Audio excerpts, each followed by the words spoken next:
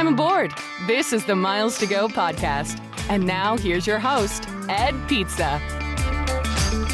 Hey guys, welcome back to the Miles to Go podcast. I hope we didn't get out all the good jokes in the pre-show, but I'm sure Jeremiah will find an elegant way to weave it into the show this week. A lot of little topics to cover. We hit a bunch of stuff here in a row. We got a little bit of a sad story that's a reminder for folks of things I want you to do when you're on the road. You know, Mr. Kerr, we need to talk Virgin Atlantic. I think that between your experiences and some of the stuff that we're seeing from a fee standpoint, definitely some pain there for folks and how we want folks to use their miles and points. We have a listener who reached out to me on Instagram to talk about the value that she got out of the AA Platinum status for a day benefit from Hyatt, which I think will be cool to talk about. Got a question from one of our Slack listeners. United launched some new routes, and if we get enough time, we'll talk about Universal's new hotel. And I'll ask Mr. Kerr some opinions on Capital One. Yeah. Big list of things. Mr. Kerr, I'm not going to make the mistake. I will do housekeeping in the order that you want me to keep things moving and to keep you as the viable, energetic, and vivacious co-host that you are. But first, wow. I really need to know how you're doing. I'm feeling, reminisce. I was reminiscing a lot this morning before I got out of bed because I stayed in bed very late this morning. Thanks to the rival dads for keeping me up too late last night watching basketball. After what was a very jam-packed Saturday, man. We were going a long time. I was thinking about the last conference I went to in Tucson that I mentioned here. I had several people stop me, and they didn't want to talk about Built. They wanted to talk about the Miles to Go podcast. That's what they stopped, and they're like, Richard, been listening to you and Ed for a long time. You guys are awesome. You're hilarious. Do you guys really not like each other? Or is that like, I was like, no. That's great. We actually do like each other pretty much.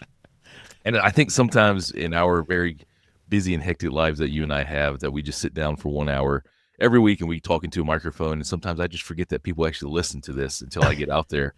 And I think it's really cool. So I appreciate everybody tuning in every week and listening to us and stopping me and, telling me things or sending me Slack DMs or Instagram DMs and just, reminding me that you guys are out there. I think I forget about this sometimes. So I really appreciate it. I do too. I think it's hilarious that people think that we don't get along. I think that's I could tell if they're being serious or not, but I've gotten that question a few times. That is great. No, I think that if you could read our group text threads, you would know we get along great. But the humor, the sarcasm, the insults really never stop. Never.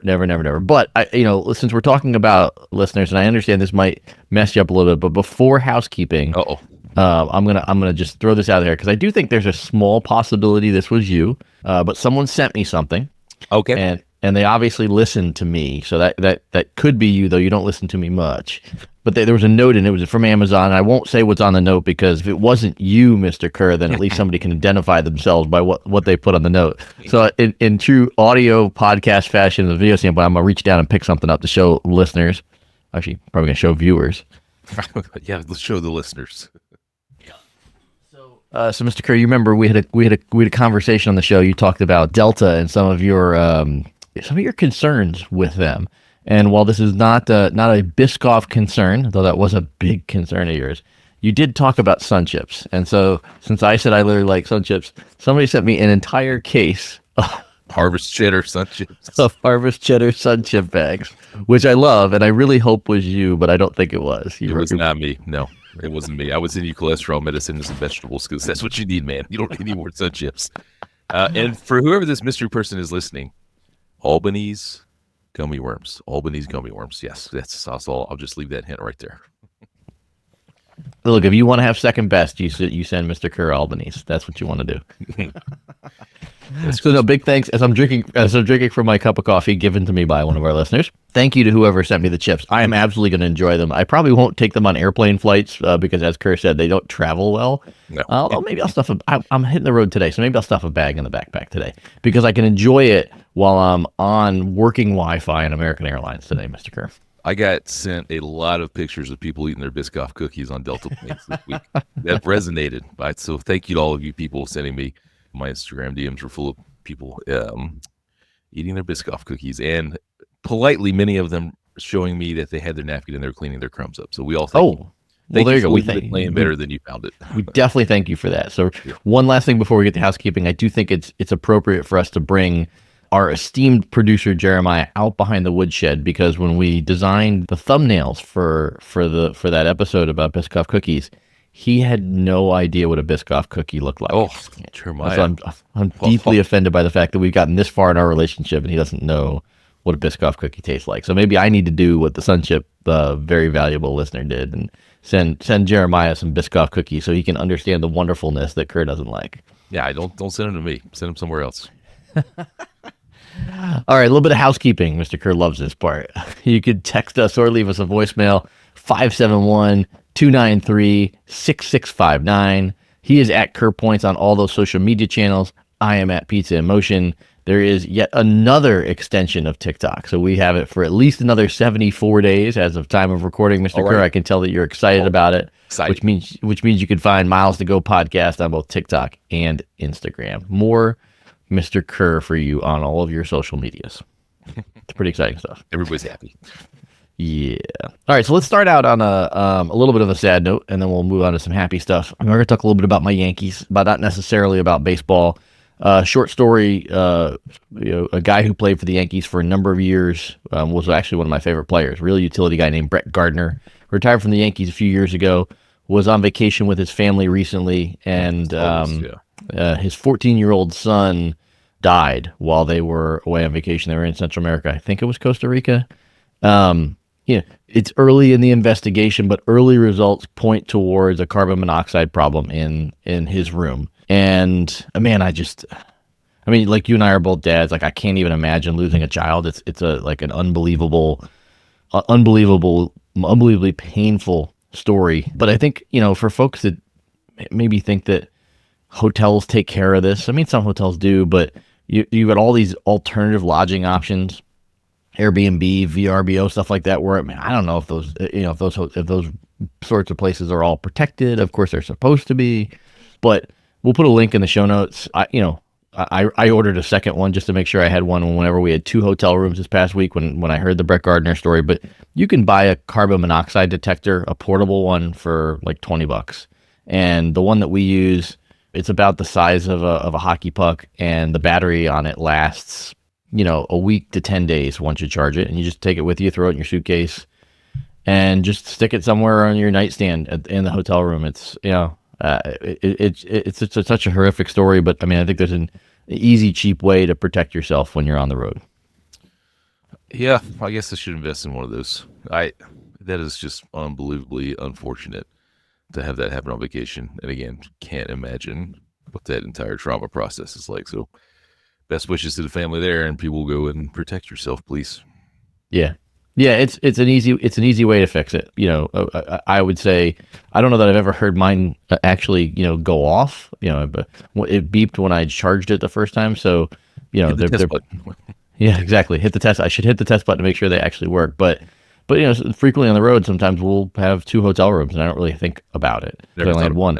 Obviously this story, really digs into having 2 because their son was in a separate room. So this is a really sobering reminder for me, and something that, like I said, ordered my second one to carry with us on the road, and we'll be using it on my upcoming trip to Japan and all the places that we stay. So there's your public service announcement, folks, on a little bit of a sad note. Another thing that I have done the last few times I've gone to I'll call it overseas resort, whether it's the Caribbean or Europe or something like that, man, it was, and I can't decide where this is on the rational level, so everybody can write in and let me know. If everybody remembers, we went to the Hyatt Ziva down in Dominican Republic about 2 summers ago, and I got very sick.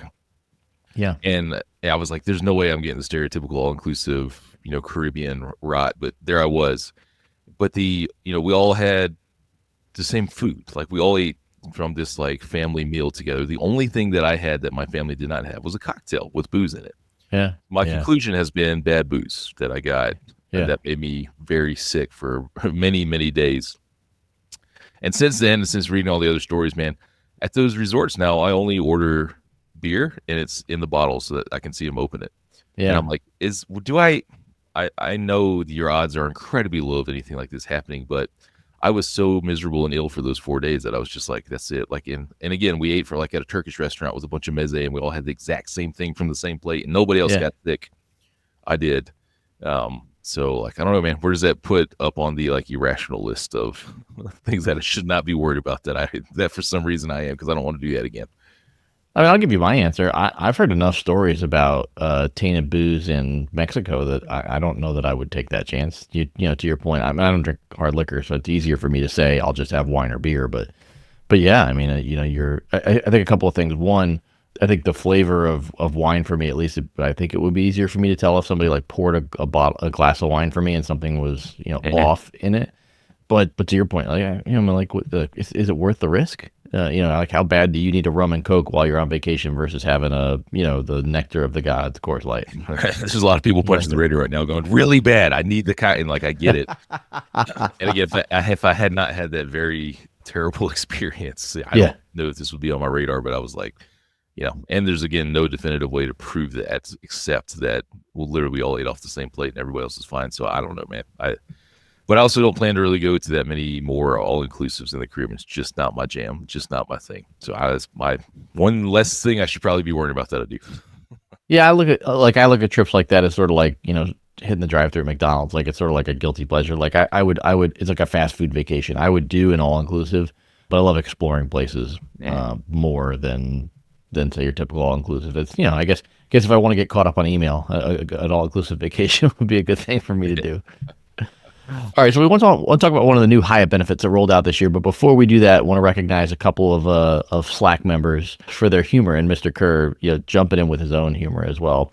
So got to throw up from Brian in our Pick on the Pod thread in our Slack community, this little gem, Mr. Kerr, which I got to be honest, I think that this video, if you're not watching on video, you might want to just pop on and take a quick peek. But this, which I have to imagine was ChatGPT generated art, is pretty incredible. This is a Miles to Go, the movie poster of Mr. Kerr and Mr. Pizza.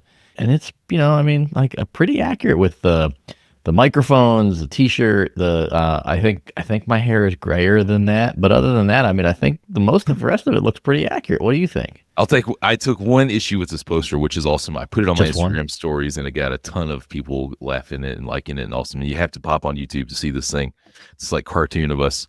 Ed is taller than me in this poster.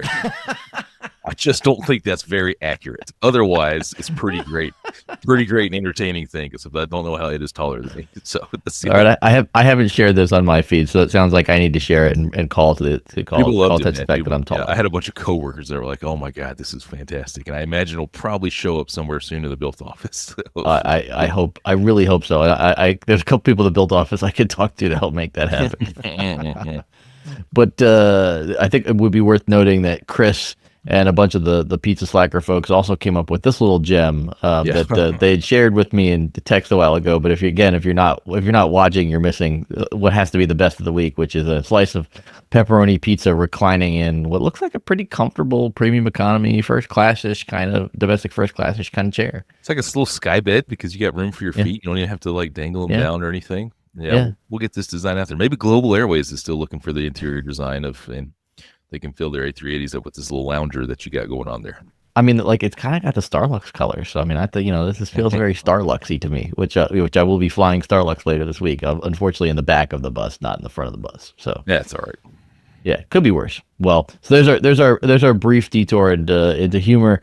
Thank you guys for that. You know, just a quick note on the Slack community. I think, you know, we talk about it every week and ways to support the show, but I don't think we talk enough about thanking the folks that have been a part of the community. We had Zoom happy hour this past week, and Ben, who's one of our members there, noted that his annual fee had hit for his second year in the Slack community. So we got some folks that are rounding the post on 2 years, which is super awesome. Really appreciate folks that support the community. That helps us pay for the video production costs and all the other stuff behind the show.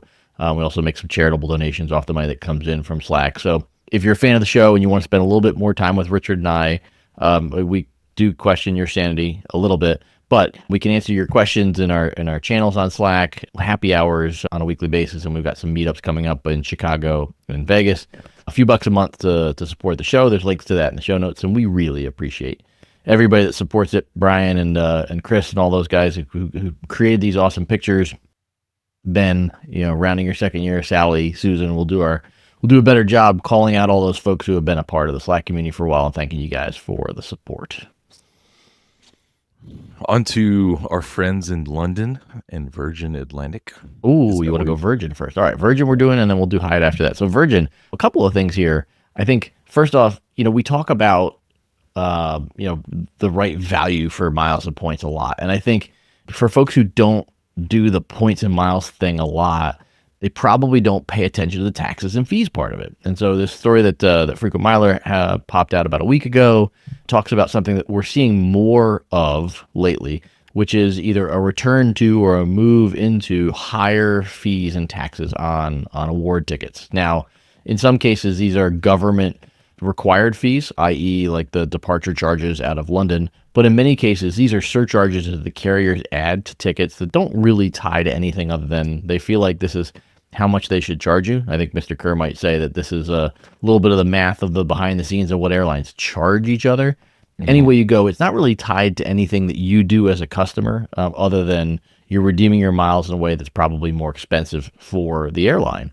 And now we're talking about, Virgin joining the likes of British Airways and having fees on one-way award tickets that could be up to $1,000 each way, which is brutal for the price of a ticket. Yeah, I was looking hard at Virgin because if everybody remembers, I had to cancel the family trip back in February. Yeah. And I've been trying to recreate it, which I just got an amazing deal, both in the number of Virgin Atlantic miles required and the taxes and fuel surcharges were down to less than $300 per person. Still a lot, but however, a lot less than they could be and have been. Frequent Miler story is particularly pertaining to Virgin Atlantic increasing the fees that they charge on Delta One. Everybody remembers one of the best redemptions out there, if you could find the space, was a very low amount of Virgin miles and like $5.60 to leave Europe. Yeah. Now it says up to $1,000 one way. So whatever, I don't even know what percentage increase that is from $5 to $1,000, but Big. That's a lot. Big percent. So I got to poking around Virgin and noticed, hey, on the one ways to Europe, they've also gotten more expensive, and there are no more dates where anything is less than, just being exact here, $488 one way per person. Wow. Which is what Virgin has typically charged, but when they rolled out the new program, they said fuel surcharges would be going down as well. And I just cannot find, first of all, saver availability in upper class is just not there. I think the first seat available out of Atlanta now is October. I'm looking at the reward seat checker, which again is a great calendar tool that they have. Yeah. But in my opinion, just displays how little safer space they have to the customer, which is an interesting move if you're going to have this. And then again, $488 per person. And again, saver space, I paid 29,000 Virgin points, Virgin Atlantic miles for upper class. Now the cheapest is 47,500 per person and $488. So you're looking at 200,000 points and $2,000 for a family of four versus the amazing deal that I got, which I just don't think is going to be recreated again. At least at this point in time, I cannot find the seats or the pricing. So something to be aware of there. Oh wait, there is one day that is 47,000 points instead of 47,500 that I see. Yeah. So I don't know, man. Like, we knew that they rolled out this program, that there would be changes. It seemed to be for the worse, but there were still tons of great things that were out there. Have those faded away now, or is there still, or are you still messing with it? Yeah, I think they got some really good press with what they had available when they launched this new program, and a bunch of us got in on these trips. In fact, I've still got one booked for summertime to take the family to London, and I really should book the rest of that trip because that's all I have so far. But I think I've been seeing the same thing you've seen. I've got a couple of friends that were need to go to London, and I need to go overseas, and I was looking at availability and couldn't find much. I think a lot of this goes back to this this belief that, in my opinion, flexible currencies are what the vast majority of people should be saving, because, not to be shameless plug for you, but I took advantage of the built 100% transfer bonus from this past month to the Avios currencies, if you will. I happen to transfer into British Airways, but I ultimately think that those points will end up in the Iberia Avios program, because Iberia flies Dulles to Madrid nonstop, Dulles being my home airport. And when I looked at that route, so setting aside where we think the economy is going to go over the next few months and what availability will look like, which I think availability will get better, there's less availability on that route than I thought there would be. There's, the occasional day here or there where I could find business class seats. But I think what's more important to me, to your point, Richard, on controlling costs for a trip, is that On business class seats, I'm seeing taxes and fees of about $150 per person one way on a business class award. That to me is, a very reasonable cost, especially when you're talking, I think it's 57,500 is their normal saver price for a business class seat. So being able to say spend 60,000 points and $150 per person to fly to Europe in business class, I mean, that's a pretty solid deal. When you compare it to where Virgin and British are from a fee standpoint, it's a downright steal. Yeah, I agree. There are still some wonderful deals if you want to fly in economy, and then more than business class, but less than economy. The premium cabin, it's like 7,500 miles and $75 to get to London, and it's a short flight here from the East Coast. Like, that's a great deal. Would I much rather use the deal that I had for all of us to fly in business for the overnight flight? Then yeah, for sure. But still, if you want to get to London, right, and you don't care, then it's still a great deal. So I would just say most of this is targeted around the upper class availability that has just vanished, as well as those lower fuel surcharges that, again, I think they purposely announced when they came out with the overhauls to the program that I can't seem to find anymore. Yeah, if you really don't like someone, I would say, tell them to fly economy class from the East Coast to London on an overnight flight. I know plenty of people fly economy class over an ocean, and I totally get it. But I mean, flying one of the shortest transatlantic flights in economy and getting yourself a whopping 17 minutes of sleep on the way over sounds pretty brutal. You gotta get that high global status for the early check-in. Team daytime flight to Europe for me is where we're at. I cannot believe that Delta does not operate a daytime flight to London from Atlanta. Like, it seems like that would be wildly popular. I would agree. I guess the only reason why I think maybe they don't is because you have to leave at 8 a.m. And so maybe they just can't coordinate the banks to get them in early enough to fill the plane, and they can't fill it on originating and departing traffic. I mean, I would imagine coming hard to believe. Yeah, coming the other way, like London to Atlanta, I would imagine for connecting flow, you could pack the plane and you send them back. But I don't know. That's an odd one to me. Yeah, I can't remember between Delta, British Airways, and Virgin Atlantic how many dailies there are Atlanta to London now. It seems like there's definitely enough homegrown traffic here if you can get that daytime flight. Anyways, if you listen to Delta, less Biscoff cookies, or daytime London flights. All right, let's talk a little bit about Hyatt and American Airlines. And gosh, I think I was in Austin with you at that wonderful offsite thing that we had when Hyatt announced these changes. So it used to be that you could you could effectively double dip on your Hyatt stays with American Airlines miles for a few years there. That benefit went away last year, and it was replaced with some other benefits that, quite frankly, it sort of faded into the background a little bit for me. But somebody on Instagram, Bethany, reached out to me, and I'll just read you this. Just used the AA Platinum for a day Hyatt Award for 8,000 miles to upgrade our seats to Japan for a great redemption value.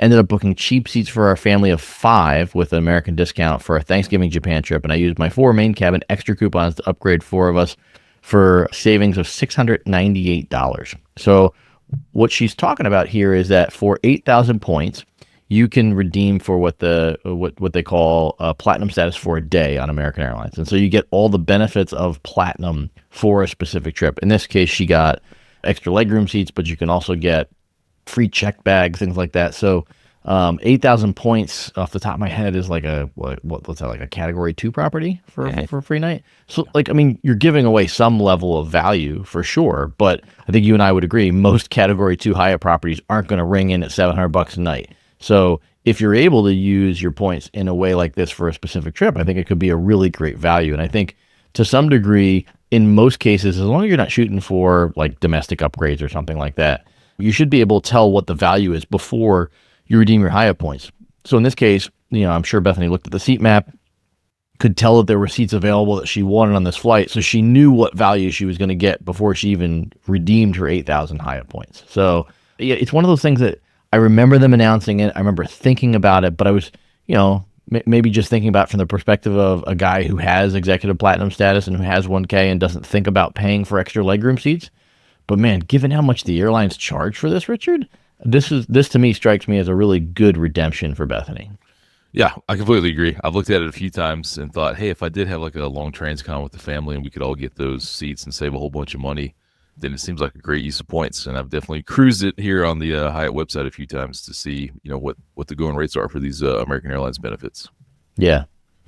Yeah, so for folks who might have overlooked that, if you've got points, you don't need to have status in the Hyatt program to redeem for it. You need to obviously be a member and be earning points. You could even transfer points in from an external currency to make something like this happen. So a lot of ways to make use of this benefit. There are other benefits like this between the two programs.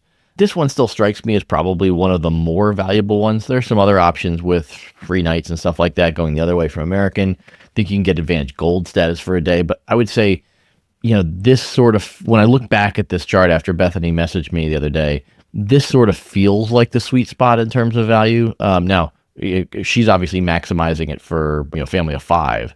Probably not going to be worthwhile if it's just you and one other person. But again, for family travel, this could be a really good way to stretch out the value of your Hyatt points. I thought where at least some of these were gated to having to be Hyatt status in order to get like Platinum Pro. Like you can't just join World of Hyatt and redeem points like transfer from Chase. Right. No, you're right. At the higher levels, I do think you have to have some level of status to redeem. Yeah. And I didn't look that up before we hopped on. So that may be why she stopped at Platinum and not go to Platinum Pro. Although I don't know what you'd want Platinum Pro for in that, because I looked at that. That was one of the benefits. We'll look and see if I can find that while we're talking. That was one of the benefits that was offered, but it was more points. Yeah, look at here. It's 12,000 points instead of 8,000 for Platinum Pro. Yeah, and it looks like you get obviously a higher upgrade position. You get 3 free check bags instead of 2, and it just says priority check-in and security. Group 2 boarding instead of Group 3 with Platinum, and 80% bonus miles instead of 60% for 4,000 more World of Hyatt points. And for that one, twice a year. And for that one, you have to be globalist, where the other ones are explorist and globalist. And to your point, though, I mean, and I understand that maybe we travel different than most folks. Like, 3 check bags. I mean, good Lord, that's like my entire wardrobe. So that's a lot of check bags. If you're going skiing, then that's incredibly valuable, right? If you got to check all that stuff. I thought most airlines allowed you to check like a set of skis as like a complimentary item on some of the popular ski routes, if you will. Maybe if you're going somewhere off the beaten path, but I thought you could check I thought a set of skis and boots was considered one bag, not 2 sort of things if you're checking ski equipment. I am not a skier, so I have no idea, but that's something I'm sure somebody will write in and tell us about. Yeah, I don't see a ton of extra value in that extra 4,000 points to go to Platinum Pro, because I just don't see too many routes where Platinum Pros are clearing upgrades at some sort of a feverish pace. At least that's what people are reporting. I think, if we're heading for an economic downturn and first class cabins are going to be empty, then maybe it's a good value. But this one's a tougher one for me at 12,000 points. You don't think we're, based on what the Dow Jones has done, at an economic downturn? I mean, at time of recording, it's Sunday, April 6th, and on Friday the 4th, it went down, 2,200 points? Like, that's after a very long week in the first place. I mean... Yeah, no, well, but we haven't seen it in first class cabins, though. I mean, you're right that there's a downturn, and we're hearing some things. I was just talking with Stephanie, one of our Disney friends, and she was on a Southwest flight that's normally full for her, and she said there were over 100 empty seats on the flight. So, I mean, like, there's certainly signs of softening, but I haven't seen it in premium cabin yet. It's still, at least Vegas, Chicago, Phoenix are the 3 places I've booked in the past handful of weeks, Seattle as well, and I haven't seen anything cheaper than $800 one way in first class on American and United, and I've seen upwards of $1,000, $2,000 in certain situations. I certainly have not seen any sign of that in Delta pricing, despite their revised guidance on their earnings, because I just paid $600 one way for a flight to New York City more than 10 days in advance in economy, and I was like, what in the world is going on next week in New York City? Because it is outrageous, man. So good grief, is that like, how is that possible? All right, let's close off with these new United flights. So a couple things here. First off, some of these are billed on what used to be, like, United had a really big presence overseas. They bought some Asia routes a million years ago. They sort of dialed back on it a little bit, and now adding back into it. They're adding flights from Hong Kong to Bangkok, Ho Chi Minh City, and then another flight to Manila. So a lot of different places you can go out of Hong Kong now.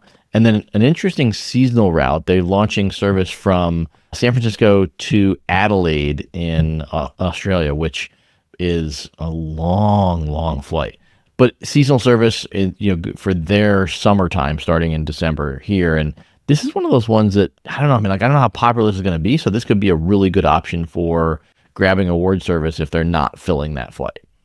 Same with all of these new routes out there, like Mongolia. I mean, you got all kinds Yeah. of stuff going on that, hey, super interesting and cool. No idea if they'll last that long, but they've gotten a huge PR play out of this, which is awesome for them as well. But I do love the idea of some more Fifth Freedom routes for American carriers to use miles on, and hopefully some partner points. So, and then you can find, again, some Star Alliance programs have some really great arbitrage opportunities for redeeming on partner metal within Asia, just fantastic rates, depending on which award chart you're looking at. So definitely worth looking into here to hop around Asia on most of them United 737s, right? So not going to be a fantastic ride, but a free ride's a great ride. Right. Yeah. So just for perspective here, and you're right, like I wouldn't say that these are aspirational per se, but if you can tack these on to an award, then great. I mean, Hong Kong isn't as popular a destination as it once was, and so there's seeing a little bit more availability than maybe I had seen in the past. So be interesting to see how the availability looks for that. But I like the idea, to your point, of being able to use miles in a domestic program to get to some of these secondary international destinations. I did pull up some stuff on Adelaide as well. They are flying that from San Francisco, 8,070 nautical miles, according to the good folks at gcmap.com, which is within the range of the 7879. It says the range of the 7879 is 8,786 miles. But I mean, that's a max capacity. Then you figure, premium seats weigh more than economy seats, and how much cargo is going to be going back and forth on this route. Like, it doesn't feel like a cargo route, but it's probably not going to be able to be a cargo route, because this really is sort of, at certain times of year, this is really going to be stretching the range of the 787. It's going to be a little bit of gas in case of diversion, so you better hope they get that first diversion airport right. Yeah, I mean, thankfully you're overflying Brisbane, Sydney, Melbourne, so there's definitely places to overfly and divert on the way there. On the way back, it's a little lean between Hawaii and the west coast of the U.S. I don't know anything about Adelaide, man. I'll have to do a little bit of research. Obviously, I've heard of it, but that's about it. Yeah, I don't know much about it either. Look, like, this is you go back to when you were in middle school and I was just learning about the 787. These are the things that they promised that this plane could do, what they call long, thin routes, meaning there aren't a lot of people that need to go San Francisco to Adelaide, but because the 787 is more cost efficient to operate, they can gamble on a route like San Francisco to Adelaide. I mean, are they going to fill that flight a ton of times? I don't think so, but it's really interesting to think about. There is one businessman or businesswoman that woke up in San Francisco the other day and saw this news and has been having to go to Adelaide once a month for business, and is like, yeah, like, it's just the greatest day in their life for that one person that goes to San Francisco and Adelaide. And it's like, all right, well, we got it. We made it. This is great. So yeah. Congrats to you, whoever that is. Yeah, I just pulled up real quick. It looks like United flies the 787 with 257 passengers, 48 Polaris seats, 21 Premium Plus, which is their international premium economy cabin, 39 E Plus, and 149 in the back of the bus. So a lot of premium seats going over there, but 250 is not a huge number in terms of filling that flight. Especially when you compare it to some of the really big boys, 747s, A380s, 777s, stuff like that. So could this be manageable? I don't know. I think we'll see. I'm sure if we check this route out, which I didn't beforehand, maybe I'll look real quick while you and I are talking. I'm sure that when they load this the first time, they'll all be 395,000 miles one way. For coach. But hopefully we'll see some values on this route at some point. Yeah, I'm excited to check it all out from an award availability and just nerd standpoint. Not that I have any reason to fly that anytime soon, but hey, congrats again to those with family in Adelaide. You did it. You made it. You got a nonstop to the U.S. But would you fly it? If I could find a saver seats, would you go to Adelaide for a weekend? Sure, I'll go check it out. Yeah, I've been to Australia just once, and it was a very short trip on a mistake fare many years ago, and I would love to go back and see more of the country. Oh, you've only been once. That's interesting. Yeah. All right. I wouldn't have guessed that. It's a long way there. It is a long way there. All right. Yeah. Well, so tell me, what's as we wrap up the show this week, what's on the tap for the Kerr travel schedule this week? We got some New York City this week. A lot going on. Whoa. I know. But we do have a new hotel. More about that next week, and when we get the full review. So we'll be checking out some new digs, and then it's New York City 2 weeks in a row coming up, man. So my time at home has been lovely, but here we are again. All right, so before I talk about where I'm going next week, I did pull up some mileage flights. I'm curious what your guess is. So the flight debuts December 11th. I picked some dates a little bit later in December. Economy, premium economy, and business class pricing to Adelaide. By the way, it's actually not a horribly timed flight. It leaves at almost midnight from San Francisco, and so that's 3 a.m. East Coast. That is horrible. That's staying up yeah, till 3 a.m. to get on a how many hour flight? yeah. They have it blocked at 15 hours and 55 minutes, gate to gate. So what's that? Call it 14 and a half in the air. Yeah. So it's interestingly, it's not showing up every day. So maybe they're not running it 7 days a week. I need to look a little bit deeper in that. But of the rates I've found, 11:05 p.m. landing at 9:30 a.m. in Adelaide.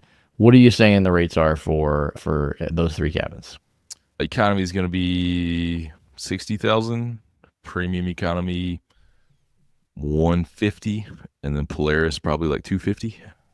Good guesses. All wrong. I'm going to leave the spiciest for last. All right. So premium economy, 220,000 miles one way. That's spicy. I'll give it credit. Business class, 300,000 miles one way. So not at the highest tier they have. Like still disgusting. Yep. And then the best for last, Mr. Kerr. Oh, what did they do to the economy? For economy class, I can't even. 125,000 miles one way. My very first United Award ticket was a double open jaw multi-stopover around the world in first class for 110,000 United miles. It's a true story. 125,000 miles one way for an economy class seat. What's the taxes and fees? Please under $100. Yeah, $19. Yeah, Okay. all the tax fees. I didn't check it. Come back the other way. What are cash fares on this bad boy? I'm trying to pull that up right now as we speak. what But I don't know if you know this, but the United website doesn't like me very much. So, Well, I don't like you very much either, so it's fine. I understand. that's true. One thing me and the United website have in common. Yeah, that's true. That's true. Yeah. So I'll rerun this as a round trip since we know how they price those one way flights. One other nerdy av note geek while you look that up. British Airways returned to Tel Aviv, but instead of flying a wide body on the 5+ hour flight, what do you think they're flying on their intra-Europe medium haul flight? 319. A320 is what they're flying. So you have a pretty miserable ride there from Heathrow to Tel Aviv if you're going to be doing British Airways. I vote for El Al instead, which has a daily Dreamliner. Yeah. All right. So round trip pricing for the low price of oh my gosh. What's your guess? Economy round trip, staying like a week or whatever it is. Yeah. For 1,800. Hey, sure. Yeah. You really sure? Yeah. The cheapest I could find was $2,600. For economy? Yeah. Man, they must just be really doing this for a PR move, because who is paying $2,600 round trip for an economy ticket? Well, the worst part too is if you fold in some of the connecting stuff, because obviously they've got Melbourne and Sydney and all the other stuff, those fares are spiking way up. Like this one's probably a mistake, but I found a $10,000 round trip economy fare, but there's a bunch that are in the 3,000 range for an economy class fare. That's, I gotta do some more research into what cash fares are in Australia right now, but those numbers seem absurd. $12,000 for your family of 4 to fly. Yeah. To Australia. We'll go to the Panama City, kids. Gee Louise. That's wild. All right, so I'm off to Japan. That's why we're recording a little bit earlier with this one. So I've got Dulles, Seattle, as one does, Seattle, Taipei, Taipei, Tokyo on the way over, and tentatively on the way back, Narita, Tokyo, to Vancouver, Denver, home. So it's my routing. A little bit of Delta in there, a little bit United, and then JAL business class and mix of business class and premium economy. Nice. That'll be awesome. On the way back into the U.S. That will be lovely. Very excited for you. Yep. All right. Well, you enjoy New York. Something new for a change. I've got a quick Vegas in me before we get to go to Japan. Recapping all of our wonderful, exciting stuff over in Japan when we get back, and Mr. Kerr's newest Hyatt adventure in the wonderful city of New York. Mr. Kerr, Safe travels until we upload again. We've got miles to go.